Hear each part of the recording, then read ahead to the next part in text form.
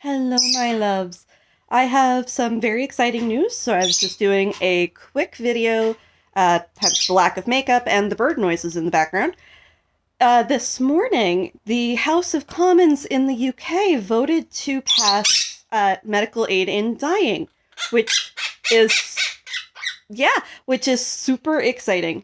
Uh, for those of you who didn't know, I am a very large proponent and advocate for medical aid in dying, or as some people may incorrectly want to call it, assisted suicide.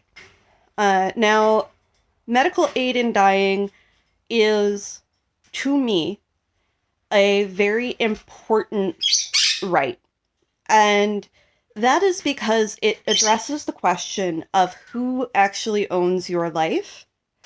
And because reasonable people can disagree on that, whether it's you personally, or it's your community, or it's your family, or your church, or your government, because different people and different individuals can have different ideas of it, we have to default to individual autonomy, because somebody else's decision on who owns their own life personally is not universal.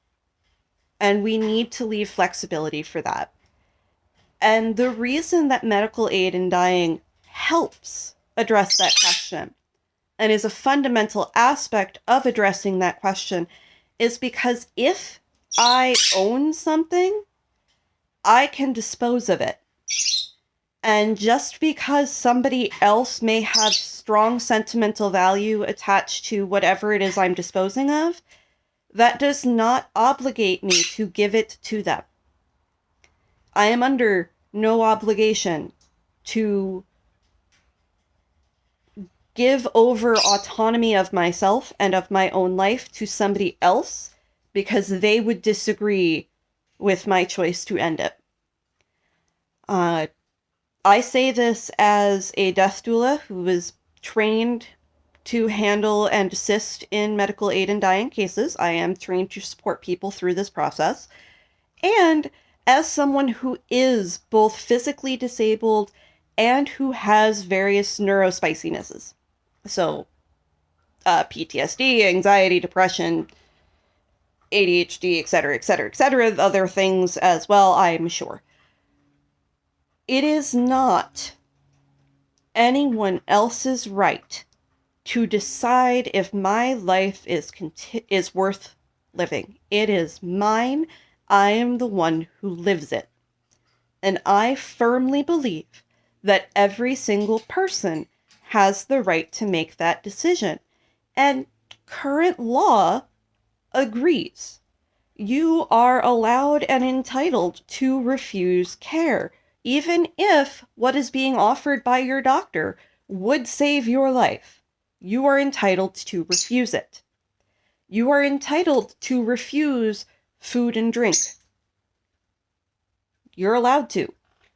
No one can force you and tell you that you have to eat or drink, because if they do that, then suddenly they have to make groceries and water free, now don't they?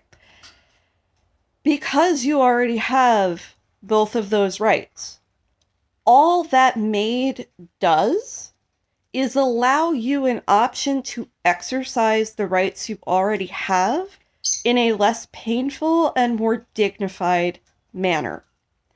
I don't know about you, but death by starvation, death by dehydration are both extremely, extremely stressful and painful and horrific ways to go.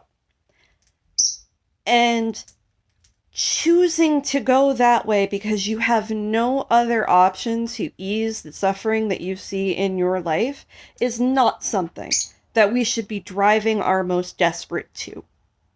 There needs to be an option for people to have a dignified way out, to have a gentle way out, without judgment, without having to endure more pain and suffering before they can get the relief that they are so desperately seeking.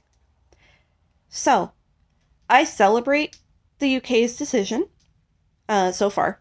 I celebrate it passing the House of Commons. I hope it passes the House of Lords, and I will continue to hold out hope that my state that I live in the US, follows suit soon. See you later, my loves.